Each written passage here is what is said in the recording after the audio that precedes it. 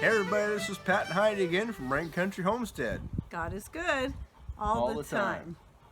And again, we want to look into some more of these comments that have been coming in.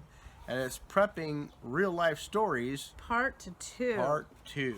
And there's so many people out there in the world today that, you know, might think of us as fearmongers or just crazy for putting up food and preparations for some bad event. But there are so many of you guys out there that share your life stories with us and very applicable. So we wanted to share with you some of the things that you've come back with us, real life situations and concerns that you have that cause you to actually prepare as well. A lot of great comments coming in here. You guys have been really responsive. We've been getting a lot of feedback. That tells us that you're very much interested in a community collaboration per se of I like that. of different things that you guys are putting out to us. We're not just sitting there talking to you. There's a communication going on between us, you, and each other. So it's just been a great response. So Heidi's has picked these. I don't know what they say, but she's got some selections here that she's picked out, and it's very hard for her to pick them out because there's so many great comments and there's so many great responses to these videos that we're just really excited to see. If you guys want to get more of this, go through and read those comments and respond to their comments as well. That helps us out a little bit as well. So anyway, Heidi's going to go ahead and take the reins.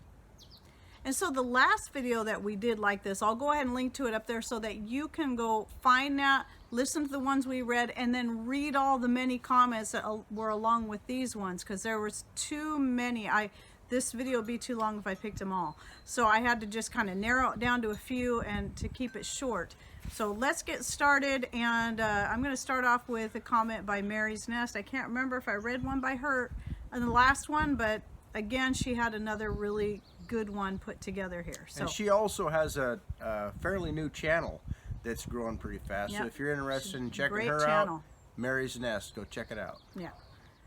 You two are such a great team. Love it. Wonderful stories that really showed how important it is to prepare, from Mandys Pantry Love and Prepper, husband's rehabilitation, to the simple thing of a lamppost being run down and folks being without power.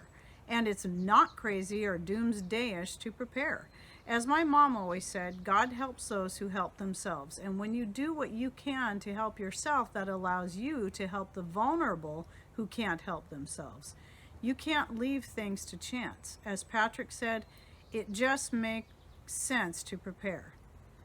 Next thing you know, you two will be building a bunker, LOL. From time to time, we have storms hit here in central Texas that come from the hurricanes in the Gulf. They are severe with high winds and rains and often knock down trees and power lines. All the gas stations will be out of gas and grocery stores will be out of water, and often the shelves cleared of groceries. But we never worry because we always have a supply of water, food, and alternate sources of power, etc. on hand because we prepare. It just makes sense. One of the best things I ever did as a homemaker was to build up my extended pantry. Something as little as putting $5 a week towards supplies can make all the difference in the world. I now have at least a year's worth of food on hand between what I bought, what I've grown, and what I've home canned. I am secure in knowing that whatever comes our way, we are prepared the best we can be. And that brings a sense of peace, a sense of calmness, even when the weather changes on us quickly. Our life events affects our circumstances. There is no need to panic, and although this may sound dramatic, it's also truth. It can sometimes mean the difference between life and death. Thank you so much for all you two do. You are changing lives every day. Love and God bless, Mary. Okay. Thank you, Mary. So let's move on to, and I'm not sure if I'm going to pronounce your name right, but I'm thinking it's Saris Taylor. What she says, it's like the story about the grasshopper and the ant. We always had extra rice, flour, beans, veggies, and a garden. My mom was a single mom, and we never knew when the car was going to die or if we would have a colder winter and higher electric or heating bill. God bless my mom. She taught us how to be preppers before prepping was cool. Right. Yeah, there was a day back in the 30s and before that prepping was a way of life. Yep. You know, you saved up in the fall, you put up in the fall to last you all winter through next spring until you can harvest again late spring and early summer. So, All right, moving on. Jeanette Lavender. Just the other day, our geothermal heat went out due to a short in a pump that circulates and heats the water in our house. It was out for a day and a half, but we still had heat because when we rehabbed the house with a ton of used scavenged materials, we decided to put in a very efficient fireplace that heats the entire house. Like the service tech said, you can find wood, but not electricity. Yes, the fireplace costs quite a bit, but it has given us peace of mind, saved us more than once in this northern Midwest climate. Instead of taking costly vacations, we invest in our safety. We paid off all debt and are slowly building our food storage and expanding our garden. This year we are planning an apothecary thanks to your information. May God keep you both safe and healthy. very good, Jeanette. I mean, it's Excellent. again, you know, just makes sense. It's like money in the bank. A lot of people have savings account or retirement account, and a lot of them don't pay over 3%, so you're just barely keeping up with inflation if you're keeping up at all. And that's not a tangible asset. We have a tangible asset, you know, Right. a backup for your backup. So Yep. that's a good thing. Yeah. Yeah, I was thinking earlier when you were saying the thing about crazy and prepping, and what seems crazier, putting your money into things Somebody else's hands. that will actually be there for you when you need it, or putting it into someone else's hands, like he said, that and you just keep paying into it and maybe you never use it, and that money is just gone by the end of the year, and then you got to start a new policy all over again, and then when you do really need it, it's not there for you anyway. So I think it's less crazy putting up food and water and ways to cook and heat. Gives your life just a little more elasticity. So Right, it sure does. And somebody else mentions that somewhere in here, and so that might be the next. I think that's actually the next comment I'm going to read. Did they Now- actually say elasticity? No, but it was close. Okay. A similar idea. So again, I hope I'm pronouncing this name right. I'm going to pronounce it the Italian way because it looks Italian to me. So Miss Doce Leone. So I'm not sure. Forgive me if I'm wrong. I know I have been kind of messing up some people's last names. We're trying. Doce Leone. So if it's Italian, I'm thinking that should be right, but if it's not, then I'm way off base. Okay, prepping isn't only for disasters of any kind or size. I have prepped for other reasons. I paid extra on my bills and purchased food items over a 10-month period each year to enable me to take my kids out to a lake each summer to spend a month out in nature after school was out each year. This gave me a chance to touch bases with them again, and all of us a chance to escape from school life for a time. I was in college, and recharge our batteries. Prepping gives me the ability to do something spur of the moment if I so desire. See, there's that elasticity. The bag is already packed. I am ready to go help family or to have fun. I still have supplies for if I need them, if we do have some event come our way, but it also keeps my options open for other activities as well. Love that. Fantastic. Now, there's something that has nothing to do with being scared of any kind of disaster or anything. It's just about being able to free up your time. Time management. Yeah. Yeah, you can prep for time as well as you can for money, or as well as Right. you can for food, equipment, resources. Yeah. And that's what we have found is that, being at where we are right now in our preparedness and in our being more self-sufficient type lifestyle, is it's freed us up to be able to, if we want to just decide to go ahead and go visit some family in the middle of the week, we can do that. Right. Spur of the moment. We don't have to, we don't have to plan ahead. We don't have to oh no, I got to take time off work or save up all this money. We can just do it. We're freed up to do that. And we know that we're covered. You know, because we got food and water and everything else. We're set. Okay, moving on. Deborah O'Neill. Why are people so afraid of being prepared? They don't have to do it like you do, but they should at least be prepared the way Dave Ramsey says to be and have house payments and utilities for 6 months put back. That's prepping too. There you go. And we do that too. Well, we have our house paid off now, but before we paid it off, we started off by getting 2 years ahead on payments, then focused on the principal. But we have a whole video just on that, and if I remember, I'll try to link to that one right up here. Okay, so that was a short, sweet one there. So now the next one is by Purple Yeti. That's interesting. I'd like to see a Purple Yeti someday. Yeah. I'd like to see a Yeti, period. Or maybe not. Anyway, about 8 years ago, with triple-digit temps, we got slammed with high winds from a hurricane that somehow made it to Ohio. All but a couple of counties lost all power. Wow, that's a pretty big area. I was actually out shopping with my daughter when it hit. I was body slammed into the wall at Target, and she took a door to her face. Ugh. We hurried up, pulled into the apartment parking lot, and were greeted with the news that the power went out. Just great, since I had stocked up on frozen items. I had 2 elderly black labs. The big burly male was terrified of the dark. The water went out. Then we were notified that the water was unsafe to drink. The pumping station had lost power. We were literally told to boil all water first. How? No electricity, right? Luckily, I had a few gallons of water, but the power was out for 2 weeks. It was awful. I bartered with a neighbor that walked every few days to get bagged ice from the store that had a generator. We also learned that if you have an unopened container of soy ice cream, it will explode at 3 a.m. Fun times throwing out the entire freezer contents and wiping up the ice cream. LOL.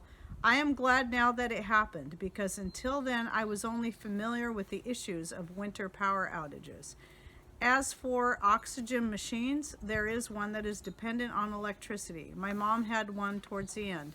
She had the tanks, but they would have been way too heavy for her to manage if she had no power.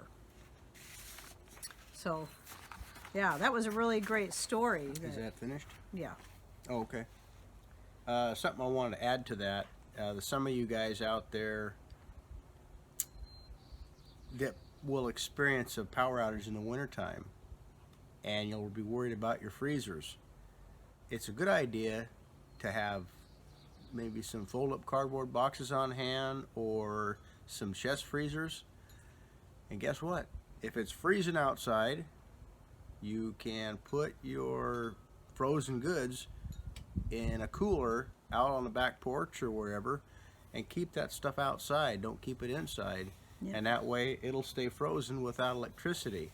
A lot of us, we don't think about that kind of stuff, but it's good when you have utilities and you have time to think about this stuff in an unstressful situation, is to think about what's going to happen. What would happen if I went over there to the electrical service and just flipped the main breaker off? Oh, my refrigerator quit working. My freezer quit working. My wash machine quit working. All these different things become in the forefront of your mind. So think about these things, and in a situation in the wintertime, you can put that stuff out on the back porch. Make sure the rodents and the dogs don't get it. Yeah. We have 2 chest coolers that we can keep on hand all the time. Yep. In the event that our chest freezer in the house goes out due to electricity issues, or we don't have enough solar to run it, we can transfer most of that material into that Yep. cooler. So, Right, and we've had that happen before. We had to do that. right. So anyway, Yep. we have 2 chest freezers just in case one fails. We can take the most important things out of the other freezer, the freezer that's not working, transfer that those frozen goods around into the refrigerator, freezer, and also the chest freezer outside, or vice versa. And so we have a little bit of Yep. elasticity there. We also have canning jars and a canner. Yep, we So get in the busy event, canning. right? Yep. So, perfect example, real quick, is that our refrigerator went out last week. I got the parts coming. So we scrambled around and got everything taken care of. I mean, Yep. we didn't waste anything that didn't need to be wasted. So We happen to have a smaller refrigerator that we keep in the rec room, and we Right. keep it unplugged most of the time, but it was a lot of the stuff I had in the refrigerator, there was a lot of fermented stuff in there that could just sit in there. It's not going to go bad. And the things that had to be refrigerated went into the little refrigerator. We got it to fit, and then everything else went in the freezer, the bigger chest freezer. So Right.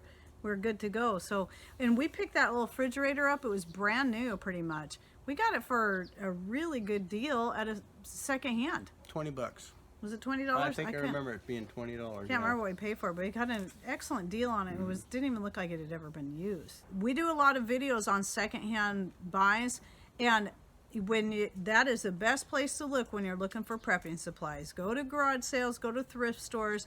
You can find all kinds of great items that will be good for prepping supplies. I mean, oil lamps. What is it? Dehydrators, canners.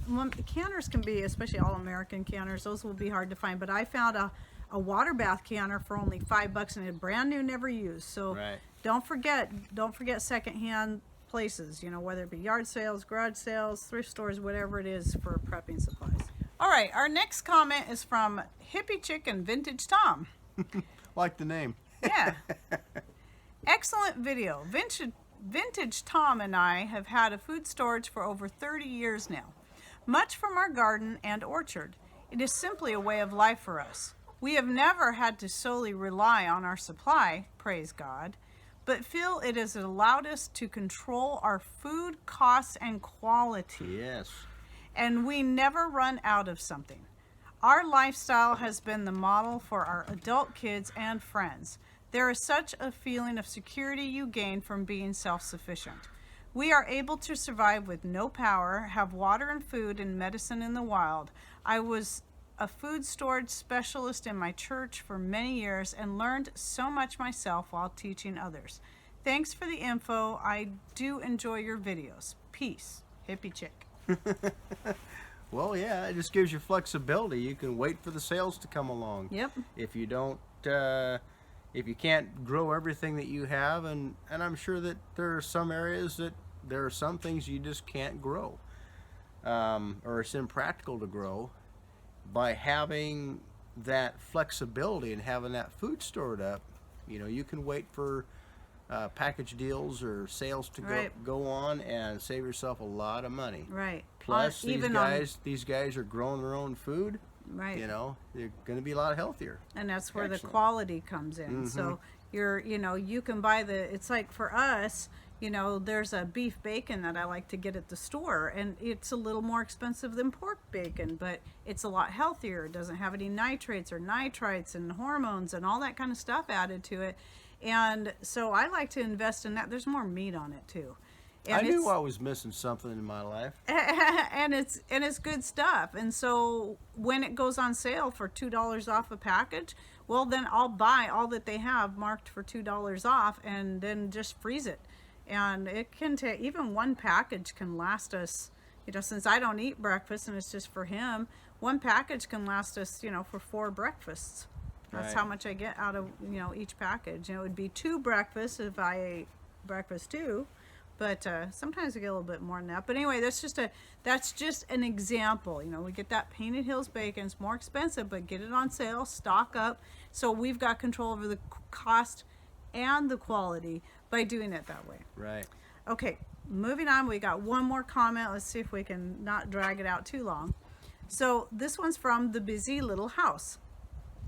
We are not even preppers, but here in Quebec, we got hit with a massive 1998 ice storm.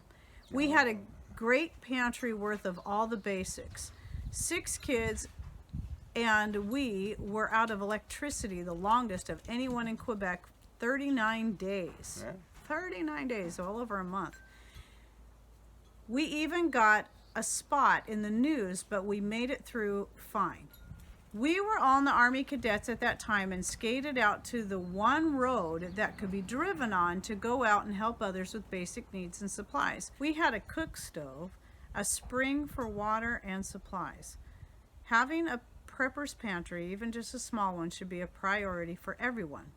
Just think of how many of us have at least one story or know people who have a story like ours. That ice storm would have been such a hard story of our lives, but instead we had great memories from it. Skills. That's something I pray I will never stop learning. God speaks of preparing for the future. You invest in your kids and homes and need to invest time into your supplies. Many blessings and thanks. Now, we're just overwhelmed by the comments. Yeah. And so if you guys, this is like a short school. You guys get in there and read those comments and comment and thank people for sharing their time to comment and to share with us. I mean, you get in there and you read those. It's like a book. You know, it's an education, a history lesson.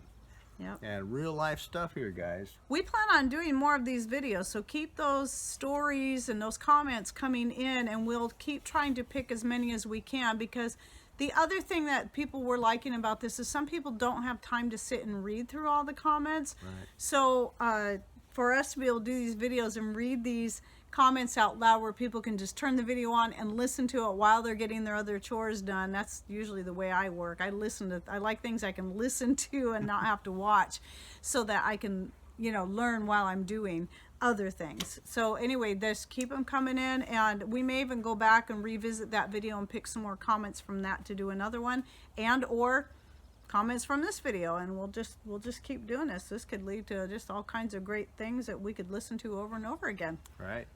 Okay, well, I hope you enjoyed this video and that you learned something new. Take care. And God bless.